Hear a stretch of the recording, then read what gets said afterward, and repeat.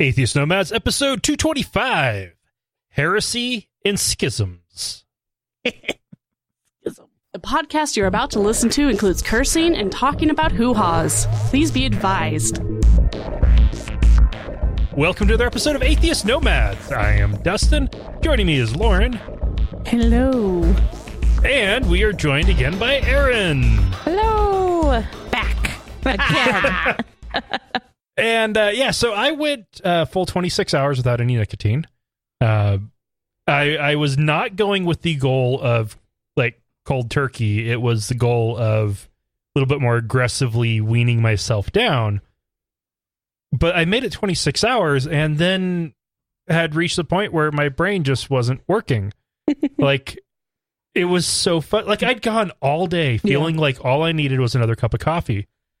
And it didn't matter how many cups of coffee I had. Is that what alcoholism is like? I still just needed another cup of coffee. Maybe. You just need another. Yeah, so something? I stopped after like 4-5 cups. But I still felt like I just needed another cup of coffee. You really did drink geez. that much coffee? Yeah. Oh, okay. Were you also like shaking uncontrollably? No. I thought that everything we were doing at orientation was ridiculous and stupid and infuriating. Yeah, but that was also because ridiculous and stupid and infuriating because it's an orientation. it's an orientation to be able to keep doing the job I've been doing for 3.5 years. Yeah. Sounds boring and stupid or ridiculous and nobody irritating. likes us, so why does corporations keep wasting money, forcing them on people? Because it's corporate indoctrination, and that's how corporate 80s indoctrination businessman. works. briefcase meeting. Yeah. So anyway, yes. Synergy. Yeah. With any luck, though, Well- by the end of the week, I will be completely off of nicotine and done vaping and over withdrawals. I'm going to try to manage the withdrawals with small amounts of nicotine at various points. I got some zero nicotine e-liquid that I mixed up last night to help through the process. It actually is helping because when I get the urge to vape, the habitual need to just grab it and take a puff, I can do that. And yeah, it's not satisfying because there's no throat hit. And I know that there is what I am taking that puff for isn't there. It still helps. Good. It is so bizarre, even though I know it's basically a habit placebo. Right. It still works. Yay! Which I That's know good. means it's not a placebo because I'm still going through the motions, and at this point, this is more habit than addiction. So, yeah. Right. Yeah. Well, I wish you good success and luck. Yes, good luck with that. I mean, Yeah. in the most sincere way, because that's good. Yeah. No, timing couldn't have been worse considering the amount of stress at work and Right. the stress with the pregnancy coming to a close and getting enough back material for the show to not have to do the show for a month when the baby's born. And of course, the fact that, okay, due date's not for another 3 weeks? Woo! She could be born anywhere from tomorrow to a month from now. Yeah. I'm totally betting on the last minute. Like 41 weeks plus 6. Like she's going to be really wanting to stay in there for a while. Yeah. So you're going for that they're going to have to induce? Worst case scenario. Yeah. It's just going to be so typical. Actually, this entire pregnancy has been typical. She probably will be born on the due date. Nice. I don't know. Let's hope it's just a sneeze and she's out. There we go. I hope she's a couple days before the due date because to maximize the time off, it would be nice if the labor starts, say, Friday. And then I come home from work Friday afternoon. And yeah, that's how it would work most convenient for me yeah. I'm Now, glad are you you've thought this listening? through. Considering the fact that I was originally going to get to take a month off when the baby's born and now I get a fucking week.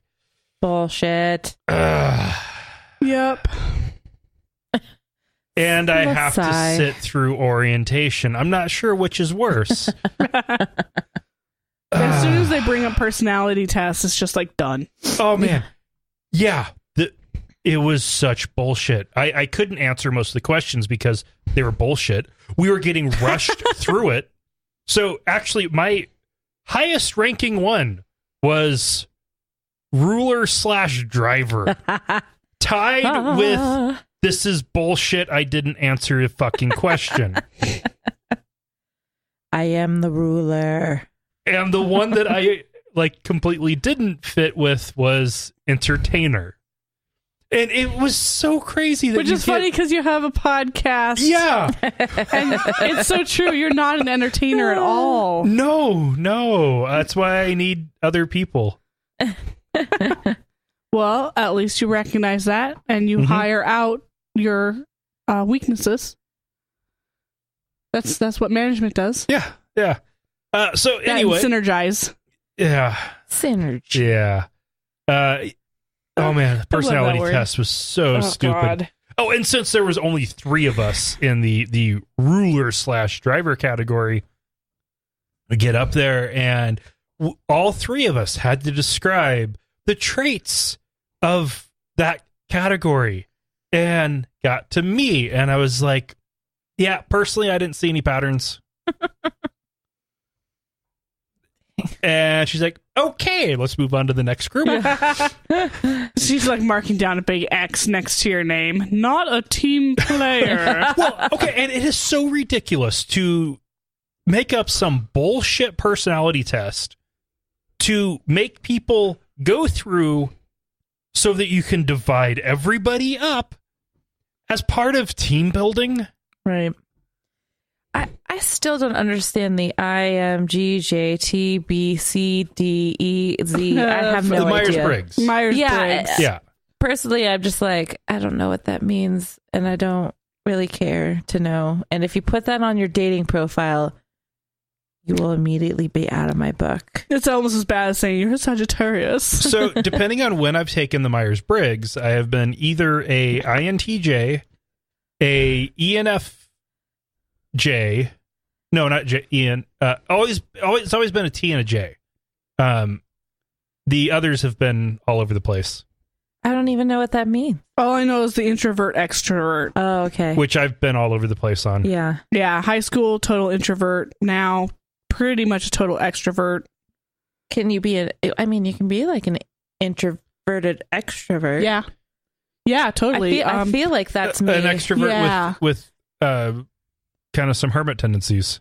Yeah. For sure. Like you have to recharge, which is like definitely every 9 months. Which definitely Go outside. right. And I get super energized and Yeah. I get energy off of people. Yeah. And it's great. And then I go back to my humble abode and ignore everybody for another 9 months. Right. Totally. Yeah. All right. Well, let's talk about with divisions and dividing groups. I hate math. Schism. Oh, okay. So there are 2 things that happen in religious groups, other than everybody just getting along and moving along. Occasionally you get reform that actually does work. Generally speaking, though, there's heresy, which is somebody believing something different than the norm. And if a heresy can't be crushed, or if it can't become the new norm, it creates a schism. Because eventually Maybe the group will superhero split. name. So, for example, you have No, supervillain. Sorry. throughout and every religious group does this. Every religious group? Unitarians do this? Oh, they were yeah. a result of a... I know. Oh. They were a schism, and then they She's schismed. trolling me. I'm like, let me educate you about Unitarian. Oh, wait, we grew up at the same freaking church. I was just there. Oh my god. Dork. So when one Congregationalist hated another Congregationalist, they split. For sure. And then they split, and then they split. Yeah. And then some of them got back together. Aw. It was so sweet. And they decided they could all get along on not necessarily believing anything. unless you want to. One wants to fuck another person's wife, get a divorce, that happens. But so the first big schism, sorry, my brain still isn't quite fully working, was after the Council of Ephesus in 431. And this split off the Assyrian church, which is still separate to this day, with the exception of a later split off of that helped form the Eastern Rite of the Roman Catholic Church. And that all started with heresy. And what's funny is the two first three big ones, basically everything before the Protestant Reformation, all of the schisms were about the Trinity. So, because it makes no sense. Right. It makes no sense. So you're going to argue about what is the Trinity.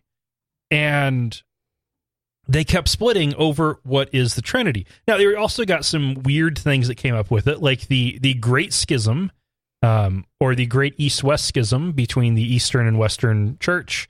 That schism in 1095 was over the nature of the Holy Spirit, because they'd already gotten past the schisms about the nature of Christ. And nature of the Holy Spirit, and do you have leavened or unleavened communion wafers? Oh, jeez. Okay, the first one I get. Philosophically, debate. That's some deep shit. But the freaking bread, let it go. You can't. That is important. It is the body of Christ. Does Jesus have a microbiome, or is he perfect and free of a microbiome? What microbiome is what makes us perfect. I love my bugs. That's a theological Where's my baby bugs? discussion. I shall share my baby bugs with my baby. So then, microbiome. So then you continued getting more schisms. There was more schisms. There was a brief schism with the Great Western Schism. The Great Western Schism. When there was 3 popes. Oh. And then eventually they all came back together. You got then Did they conquer each other? Who will be the ruler? Well, 2 were determined to be the anti-popes, and all of the kings and princes decided on one pope as oh my god, it sounds like a Harry Potter thing. And the others as the anti-popes. Yes. Oh man, there was so much excommunicating going on. Because that's the other thing that happens is at the point of schism, like the final step, because, okay, so there's a progression that happens. You have an idea. You have the presenting of the idea, the gaining of people that are convinced of this idea. It then gets declared a dangerous heresy. Do you think the three of them sat down in a room and took a test? No, an orientation, and then they had to decide which was the ruler? No, yes. they just excommunicate each other. Sorry, Dustin. so then after the heresy phase, you have it then continue to grow, and there's attempts to reconcile, and then when that fails, the final step is all of you heretics are excommunicated. Is that what happened with the New Testament? That was just determined by council. But it was still like old God, new God kind of thing. No. And when you say New Testament, that's actually a term that in English definitely has meaning. But depends on which Bible you're talking about. Oh. Because there are denominations, especially in the Eastern Church, that have books that differ. It's all about politics, man. But the books of the New Testament, those were established by council. The books of the Old Testament were more just kind of agreed upon based on translation committees as to which books to include, and then just kind of happened. That one wasn't really settled until like Martin Luther. Wow. Okay. When he decided to not include a whole bunch of books the Catholics had been including in the Old Testament. the ones that are now known as the Apocrypha. But so the next big schism was with the Protestant Reformation, with many, many, many, many schisms. And ever since, it has been schism upon schism upon schism upon schism, to the point where they tend to not be considered schisms. Oh, you'll get them called that with like the split from Anglicans from the Catholic Church, and the split of your Anabaptist and your Lutherans and your Calvinists and the Restorationists. And then you just have it dividing up further and further and further into more and more groups as more and more denominations form, until you get to the point where in the U.S. there's something like 2,000 Christian denominations. Right, which doesn't seem very Christian-like. Well, it is only problematic if you hold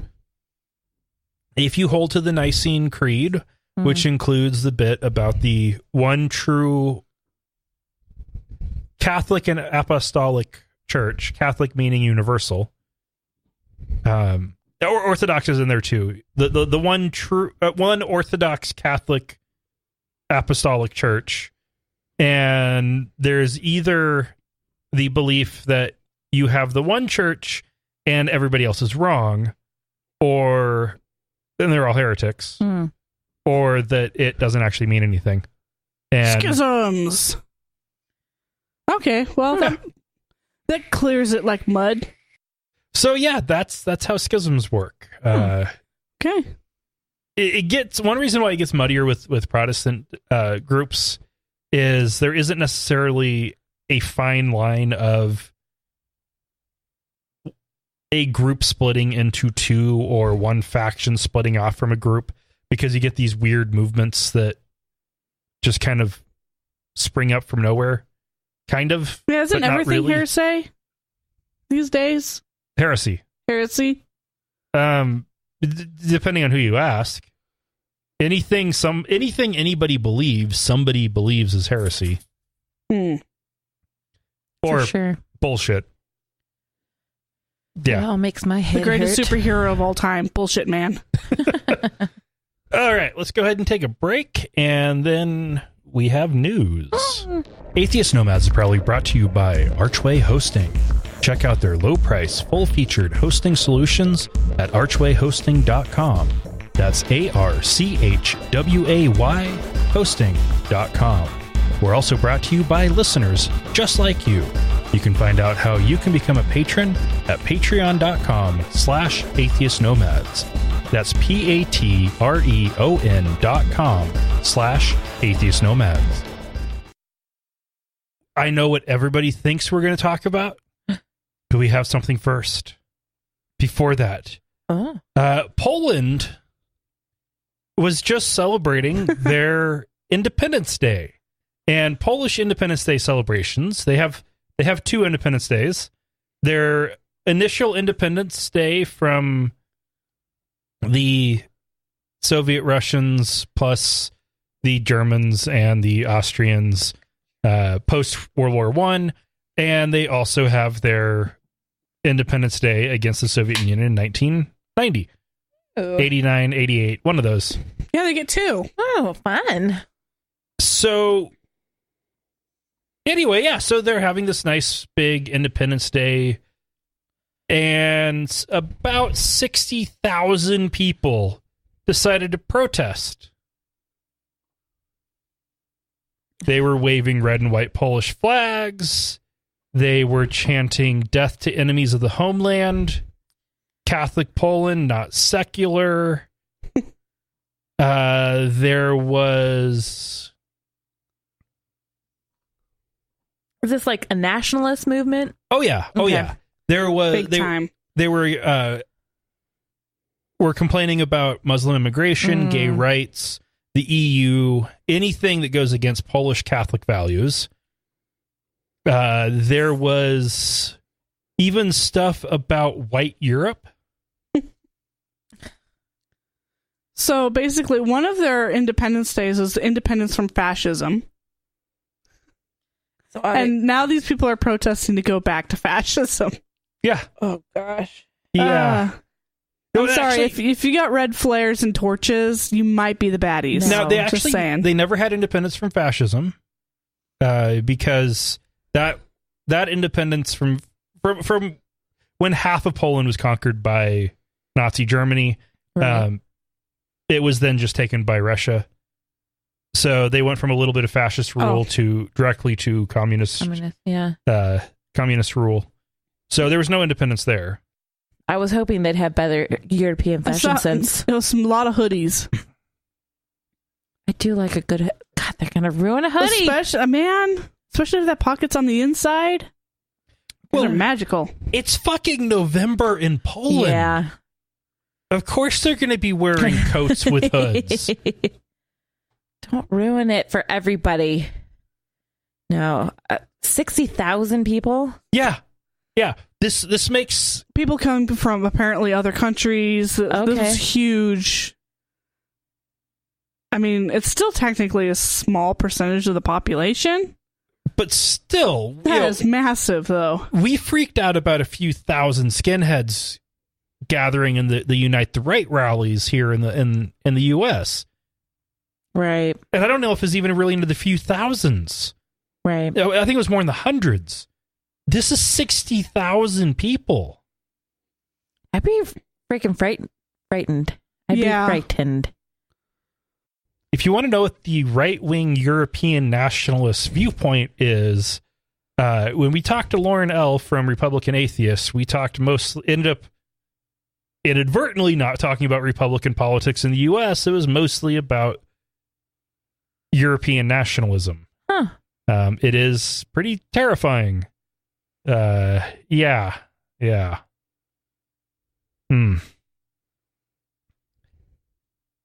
Whole lot of baddies. Yeah. Now, closer to home, we have a group calling themselves God's Army. Ugh, these guys. They are patrolling the streets in North Phoenix. They are walking around in police-looking uniforms. On the back, it says God's Army. On the front, Jesus. Which in Phoenix, I think people would probably assume that's Jesus. Look, it's a group of Jesuses. But they're wearing all black. They've got utility belts. They are wearing boots. Oh, no. They seriously look like police. They're going around door to door talking to businesses. The police hasn't, at least as of the article where I'm looking at right now, the police haven't actually commented on this at all. They've been asked about it and said, we have no comment.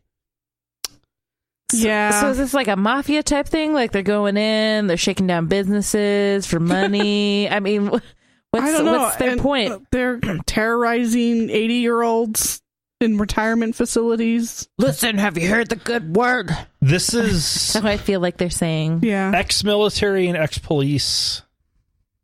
They are saying that they are just out there to glorify Jesus in areas afflicted by crime, and that if they see anything illegal, they'll just call the cops.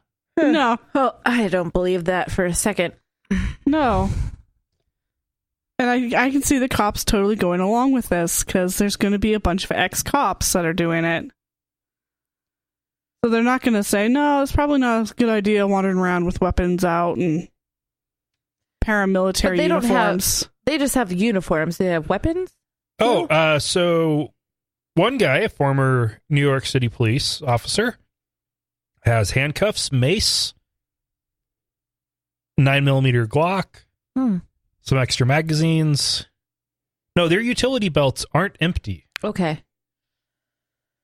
I do have to give him credit for learning from the best. Batman. Good. I'm glad we're on the same page. Batman. Totally on the same page there. They're not going Batman style. They're going police style. There's a big difference. I do not want to see when this turns bad. I mean, I'm hoping for that not to be the story. Like, so? Yep. It will. Yeah. Yeah, it will. Okay, so now for the story everybody's expecting. Roy Moore. Kitty fiddlers. We Roy Moore is for as much of a idiot as he is, keeps on coming up on the show a lot because he keeps on doing things that gets on our show. In case you need a refresher on basically him. our nemesis. Please refresh my memory of Roy Moore. He has twice. I did the same thing. Like, who's that? He's twice been Alabama's Supreme Court Chief Justice. He has twice been removed from the post for judicial ethics violations and not following orders from federal judges. First over a Ten Commandments monument. Second over judges issuing marriage licenses to same-sex couples. Right. Yes. Those are the hills he has decided to die on. So is this also a guy who just admitted to having sex with underage? He's denying it. Oh, he's denying it. Yeah, he's denying it. Everybody's assuming it's true. Yeah. So he's running for U.S. Senate to fill Jeff Sessions' seat. Okay. He is, I think, more Jeff Sessions than Jeff Sessions even is. Oh. But this guy, so Roy Moore graduated from West Point. Mm-hmm. He then went and fought in Vietnam. He then got back, went to law school, and then got a job as an assistant DA in a small town in Alabama, where at the age of 32 started hitting on teenage girls. One, the one he went the furthest with, he got, at least out of the recent accusations, he got her into his mobile home that he was renovating, where he took off her shirt and pants. Yeah. And he took off his shirt and pants, and he started groping her and put her hand on his crotch. They were all still wearing underwear. Okay. Apparently, that's as far as it went. He was a 32-year-old assistant district attorney. Yeah. Who had picked her up at the courthouse while her mom was going through divorce proceedings. Oh, my gosh. Oh, classy. So everyone's going to hate this, but I only learn about these people through Saturday Night Live. That's all you need. Right. Recently? So oh my gosh. That's the only reason why I'm like, oh, now it rings a bell. So there have been more accusations of him hitting on teenage girls. Yeah. 14, 15, 16, 17. There are people calling this bullshit since that was so long ago. More 70 now. Because it was so long ago. Whatever. Everyone's over it now, right? So yeah. Well, apparently not. 29% of Alabama evangelicals are actually now even more likely to vote for Roy Moore. Well, because he's got machismo. He's a stud. He's the underdog. Yeah. Fake news is just piling on him. Wording, phrasing. It's actually kind of... So 28%, the accusations make them less likely to vote for him. For 34%, it makes no difference. 29%... 37% of evangelicals say that the allegations would make them more likely to vote for Moore in the special election. And 29% of all respondents in this poll of Alabama voters have said that it will make them more likely to vote for him. Alabama, home of pedophilia. We've known that forever, though. Yeah. What's funny is the people who are coming to his defense. Yeah. Like Alabama state auditor.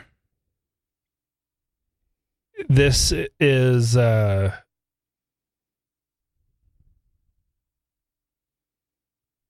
Jim Ziegler. He told the Washington Examiner that these accusations are that a man in his early 30s dated teenage girls. Even the Washington Post report says that he never had sexual intercourse with any of the girls and never attempted sexual intercourse. he got a girl down to her underwear and started groping her. Yeah, that was attempting sexual intercourse. Yeah. He went on to describe that, this all happened in the Bible. Older men going for teenage girls, including Joseph and Mary. And after all, it must be okay because Moore did marry one of the girls. Oh. Makes it all right now. Now, by that time, he was 38 and she was 24. Which I don't know if they had been dating since she was a teenager or if he'd finally just matured enough to where he was okay with women in their 20s. I don't know. You have this hyper Christian right wing all coming together and saying, no, it's okay. It's in the Bible. It's like, but if somebody were Muslim and trying to marry anybody under the age of 18, you guys would be burning them at the stake. Yeah, pretty much. I mean, I feel like they forget what time this book was written, and people's lifespans weren't that long. So, of course, all this happened because it was a different world. Yeah, it was a totally different world, and people lived, but that, and they still treated women like shit. Right. I mean, we're in a world now, a society that doesn't treat women and girls like, tries not to treat them like shit. Well, and even back then, the odds of 14-year-old girls getting married off routinely would have actually been slim because most often back in Bible times, 14-year-old girls wouldn't have reached puberty yet. Puberty happened later because a lot of it's tied to just access to nutrition. Right. And if you haven't... We have fat young hoes now. Yeah. Woo! Womp Hey, womp. don't slut shame them. They're just getting it in. It is kind of sad that we're coming down to like 9 years old. Because we have obesity problems. Yeah, that's not normal. No, it doesn't matter what time, what age they're referring to. It's a modern society. These judges are upholding laws that say you cannot touch or rape or do inappropriate contact with 14-year-olds, and then they're turning around and saying, well, we're an exception. Mm-hmm. It's a different time. Don't refer back to a different time. That doesn't justify your actions. Now, part of me wonders if this is a direct byproduct. These accusations actually coming to light are a direct byproduct of the Me Too campaign. I mean, I feel like we are hearing... Yeah, I feel like we're hearing a lot more, and people are coming out a lot more with because they're feeling comfortable because it's solidarity. I don't think this is anything that's new, honestly.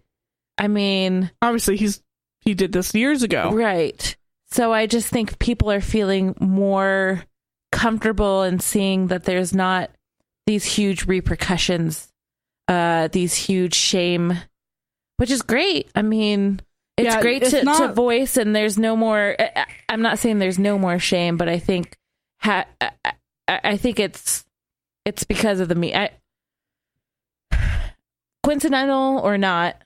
I think it's great that we're hearing more about it, because then it's just like hearing about people who have mental illness and people who have who have sexual assault past, and I think it's time to take some people down who have abused their powers. Yeah. You know? Yeah, and it's easy to call out somebody when something happened 30 years ago, but none of this stuff, like she says, none of this stuff is new, but none of it's old either. Louis C.K. just got busted for a bunch of stuff that he's done within just past couple of years. Right. But apparently it's been told, it's been said, I've listened to comedy podcasts, and apparently this is something that I've heard about several years ago, that there have been talks about him doing things. And no one wanted to say anything because he was up and coming. He's a big producer. And then it just kind of got to a point where it's like, enough's enough. And regardless of if you're a producer or not, I think people are getting tired of feeling like they have to hide and let all these people, have all this power. You gotta take it away, And unfortunately, it's always the people who call them out first who have the most to lose. Yeah. And sometimes do. But then when you have a whole group of people, it takes the power away from that one person. So. And now it seems like every celebrity has done something wrong. Yeah. Because we're human. That's because I'm not justifying every celebrity has taken it, has crossed serious lines there. I'm not saying I'm justifying anything that anybody's done. There are some serious allegations and things that have happened, but we are also kind of muddling along as flawed humans. We all, as long as we're aware of the hypocrisy, right. I guess is right. It's like there's not much we can do about it, but we've all done shit. I mean, I've been told from day one, if I wanted to go into politics, I better have a squeaky clean record, Yeah, right. Exactly. And the whole thing is that, like, now being I don't know, maybe I want to be in politics, maybe I don't. But the whole thing is that I always felt like, oh, I want to be the first female president when I was 9. But then all of a sudden, stuff and shit happened. And it was like, oh, man, well, I'm a woman. People look into your background. They're going to put it into a spotlight. Do I want that out for everybody to judge me? That one time I smoked pot. No, I didn't. I didn't want to feel that. No.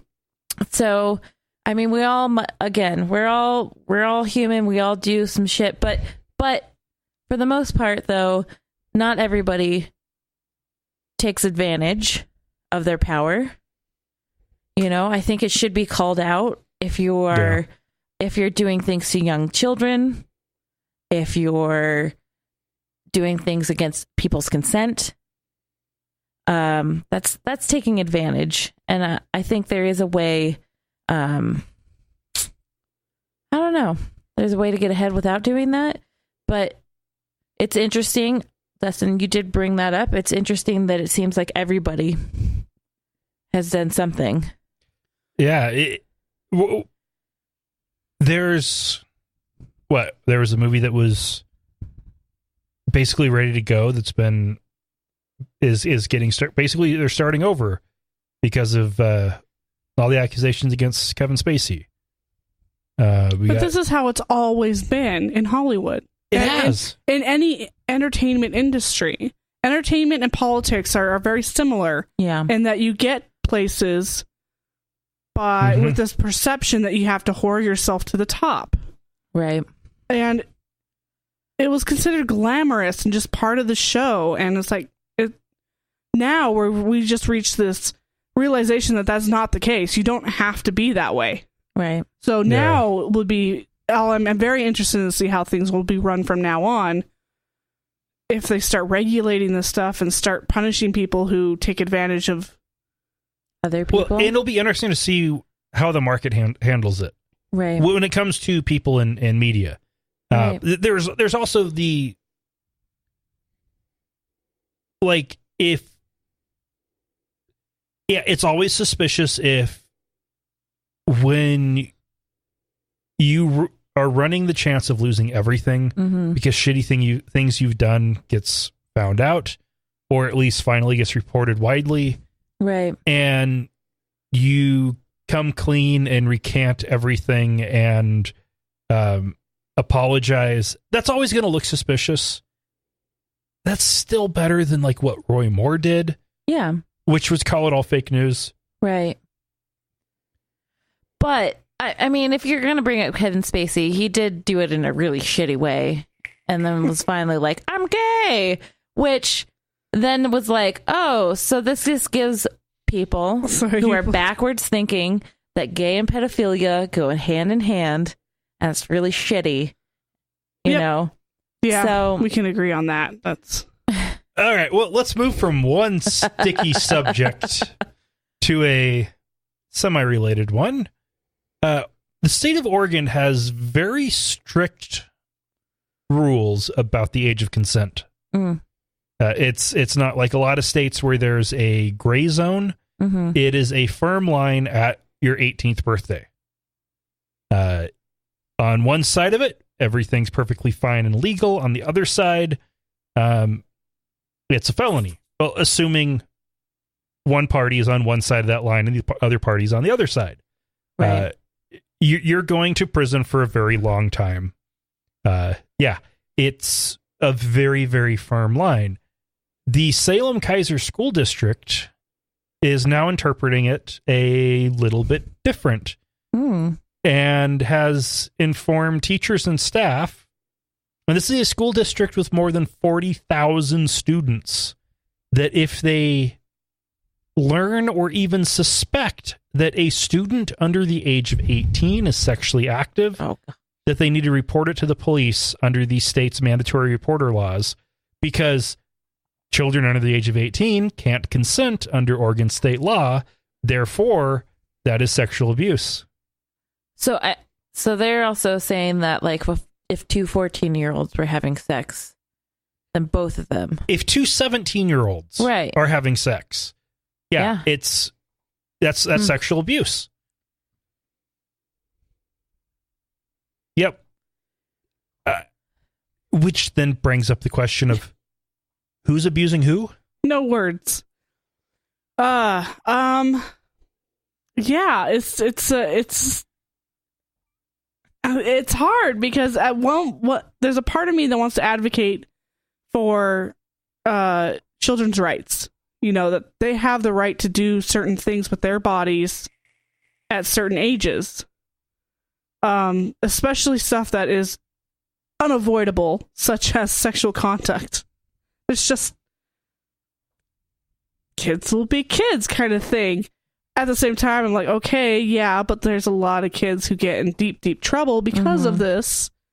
Not to mention all the STDs and unwanted pregnancies and emotional and physical abuse. So it's really hard for me to stand firm on this issue. Right. Punishing, but making it a mandatory reporting, that just turns all teachers into snitches, and nobody's gonna win in this scenario. Well, I also feel like that's a big way of making kids be even more unsafe and sneaking around. Well, it's kind of like they say knowledge is power, thing. you know, and it's like we take away sex education, we take away. It's almost like it's like they're doing it on purpose, right? But it's almost saying like you don't have ownership of your own body until you're 18. Mm-hmm.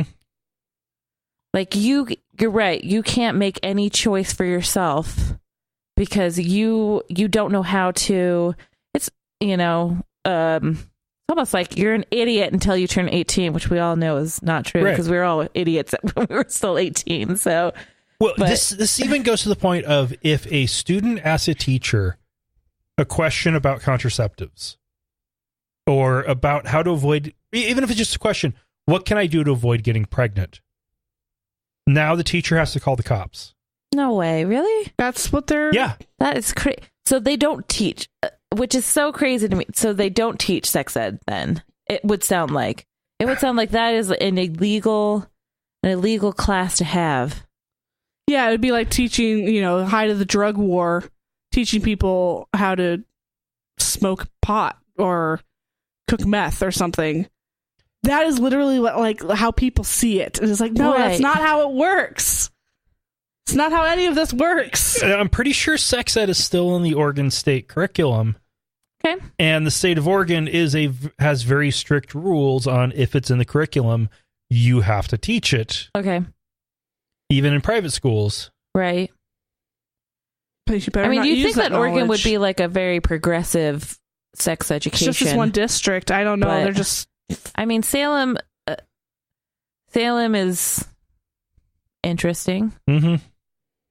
I don't know. I living don't know in the enough Willamette. about. Yeah, living in the Willamette Valley area. I mean, Salem's an interesting place. I will tell you that it seems a little bit more. I mean, you go off the freeway and there's a huge correctional facility right in the middle of downtown. It seems like, Yeah. So it seems like they're a little bit. I don't know. It's one of the largest conservative cities. Right. Yeah, in that area. Period. Conservative cities yeah. aren't common. Salem is Well, I don't know. No, quite conservative for a city. I thought for the most part, Oregon is only blue because of that little corridor. I mean, because of Portland mainly, and Corvallis and Eugene. But besides that, everything else, the coast, Tillamook tends to be blue. Yeah. But, just weird. Yeah. Blue cheese. That's because they have happy cows. Is that? No, that's California. That's California. Also, let's not talk about Tillamook. I just learned some really, really shitty things about them. Oh, okay. And it makes me sad. Everything makes me sad. Let's go ahead and take another quick break. We love hearing from our listeners. You can email us at contact@atheistnomads.com, tweet us @atheistnomads, send us a message on our Facebook page at facebook.com/atheistnomads, or better yet, call us and leave us a message at 541-203-0666. We might even play it on the show. You can also help us out by leaving us a review on iTunes, Stitcher, or your podcast directory of choice. Can you imagine being a sex ed teacher? These kids are asking questions as they're basically admitting to having sex. They're trying to be better about it, and you have to turn around and call the cops on them? Yeah, that's crazy. I mean, as a not professional, but as a person who has some training and learning about sexual education in a non-denominational fellowship. Yeah, it's crazy. I mean, wait, but you are a denomination. They're non-denominational. No, I don't know. No, non-denominational. It means batshit I crazy should say. evangelical. Oh, wait. Let me tell me. Non-secular. There we go. Is that better? No, they are secular. They are secular. I don't. You know what, guys? They're a liberal semi-faith community. Semi-faith, spiritual. Wiccans. I mean, they have Christians. They have Jewish. Have a lot of they have Hindus. Yeah. They have atheists. They have Wiccan. I mean, it's confusing. Even growing up in it, I'm still fucking confused. That's probably why I was like, I'm going to go to a religion that makes sense. It's all written out. And then I was like, no, they hate ladies. And I don't like this either. So. Okay, sorry. Anyway. Yeah, so one thing related to what was in the break, which I haven't played that in a while, is we are going to be on Spotify. Ooh. We finally got invited in, so watch for us in the coming weeks. Sweet. And I haven't mentioned it in a while, but we also have apps in both the iOS App Store and in the Google Play Store. So if you want to get our app with the episodes, you can play it directly from there. You can get notifications when there's new episodes. You can contact us directly from it. It is awesome. Like, you can call our voicemail with just a single click from the app. You can email us with a single clip. It's pretty cool. I feel a little bit like the Slowpoke meme. And we're available on Apple Store. The one problem is that's awesome. The Atheist Nomads is just a little bit too long for the name, so you have to look for Atheist Nomad for the app. Okay. Yeah.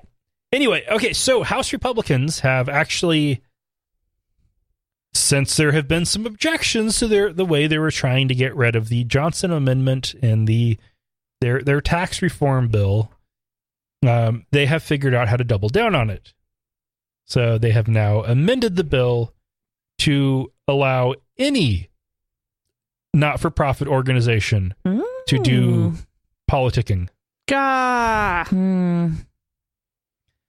That means FFRF, American Atheists, American Humanist Association, they will be able to endorse political candidates just like churches would have otherwise with this bill.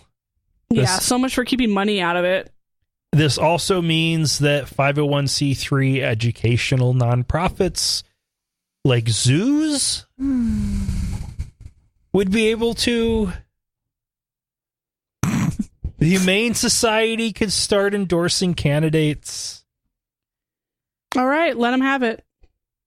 This would just be turning all of these tax-exempt organizations into double tax-exempt. I mean, I feel like this is like one of those things where it's like, oh, there's two sides.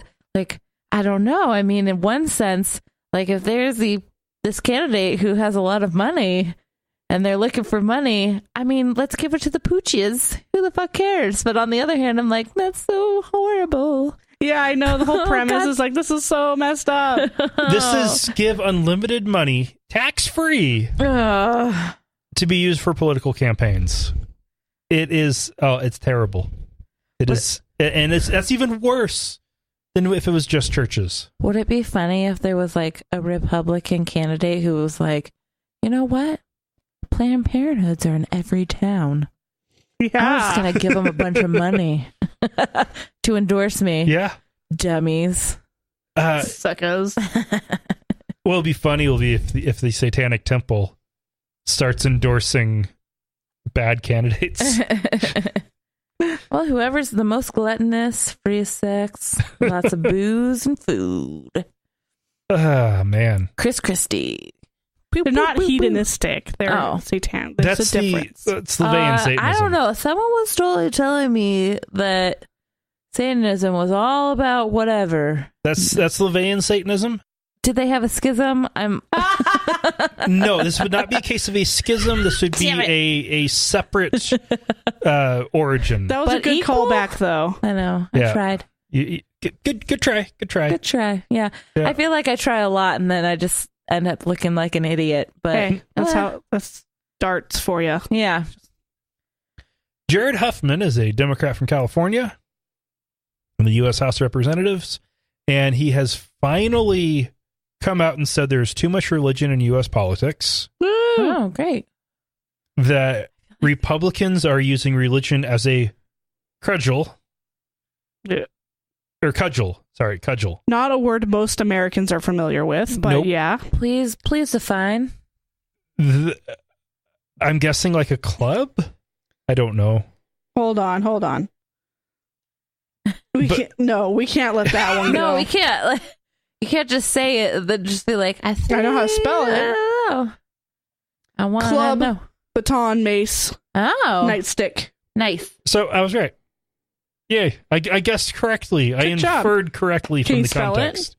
Oh, you just read it. Yeah, I did. You would not have been able to spell it normally. I still can't without finding it again. That is not the point. So yes, he has been leaving the religion and spirituality section on surveys and questionnaires blank for years, and has either put just left it blank. He has, in some cases, refused to answer, and in some he's put down that the question was offensive. Nice. And he has now admitted that he is not religious, doesn't necessarily believe in a god. He identifies as a humanist. He's not quite comfortable with the label atheist because he thinks that requires too much certainty. So he's a... Yeah. It reminds me of Metalocalypse. More the Church of Agnostics. We don't know. It was great. It's a great episode. Anyway, he's also said something about he's guessing there's 30 to 40 people in the house who are atheists who just won't come out. That's what people have been saying for quite a few years. Yeah.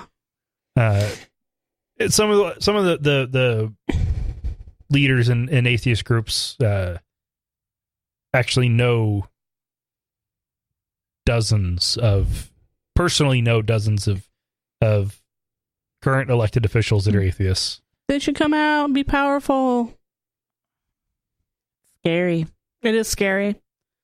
It's so funny. You think it's their livelihood that's on the line, but politicking isn't a livelihood. It's not like you have to be independently wealthy. Yeah. To be be in politics. But still, if they're an independent business owner and they're making a bit of money so that US they can House, run, free health insurance and $180,000 a year. That's pretty sweet. I'm For going life. to politicking. Yeah, they get retirement too. Interesting. Right. Well, it's a very nice livelihood. No. I don't know what I was thinking. They don't get full pay for life, but they get a pretty good retirement if they serve a couple terms. I mean, hell, the people, didn't that chick get like 2 houses over here in Idaho? And she was really only a mile away from the Capitol, but she's from a different district, and so they gave her money. Something weird. But she lived in Star or something like that. Yeah, that one was weird. Well, she was being smart, and then she got caught, so she was being dumb. There you go. And for our final story from last week's election, there was a lot of good news. My favorite, Danica Roem. Woo! Yes.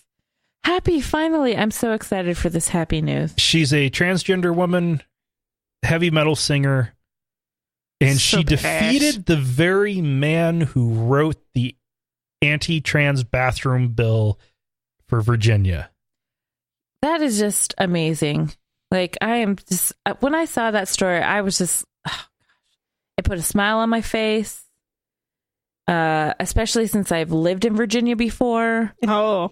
There's been a bunch of shit in Virginia, and it just makes me feel like, look at this one piece of change that can happen. It makes me feel very excited about what the possibilities for living in this state might be,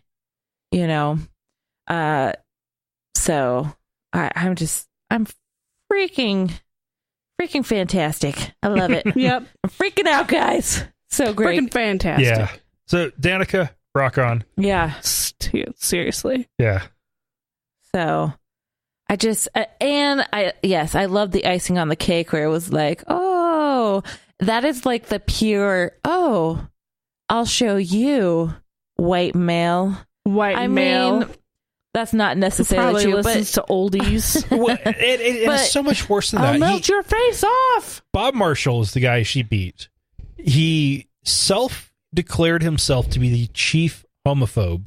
Oh my gosh. He refused to debate Roem and also insisted on misgendering her. Of course. I want to see the birth certificate. Yeah. I know that's what he said. I'm sure the birth certificate came up, but and I think obviously she spoke well. She spoke to the people in her district, right? State, and he was such a dick. Yeah, and said what they needed to hear. And I can't wait to see what changes she has in store. Yeah. Well, it's nice to have a happy story finally. For real. Yeah. And she is now the first openly transgender person to be elected to a state legislature in the U.S. So we have our first trans and our first atheist. In Virginia. We've had quite a few of those. He's not first atheist. I'm sorry. Yep. Yeah. Alrighty. Well, that's it for this week. Erin, thank you for joining us. Thanks for having me again. Slightly less alcohol this time. Yeah, so I think I didn't say listen to me. There you go. As much, so that was good. Good balance. No, 2 PBRs. Okay, we know. 2 PBRs. Yeah. Cha-ching. Lauren, thank you for powering through. Oh, thank you. And remember, not all those who wander are lost. Thank Thank you for listening to another episode of Atheist Nomads. You can find show notes and contact information at atheistnomads.com. Follow us on Twitter at Atheist Nomads, and like us on Facebook at facebook.com/atheistnomads. Please subscribe to the show in iTunes, Stitcher, or your podcatcher of choice, and while you're there, feel free to leave us a review. Theme music is courtesy of Sturdy Fred. Until next time, this has been the Atheist Nomads.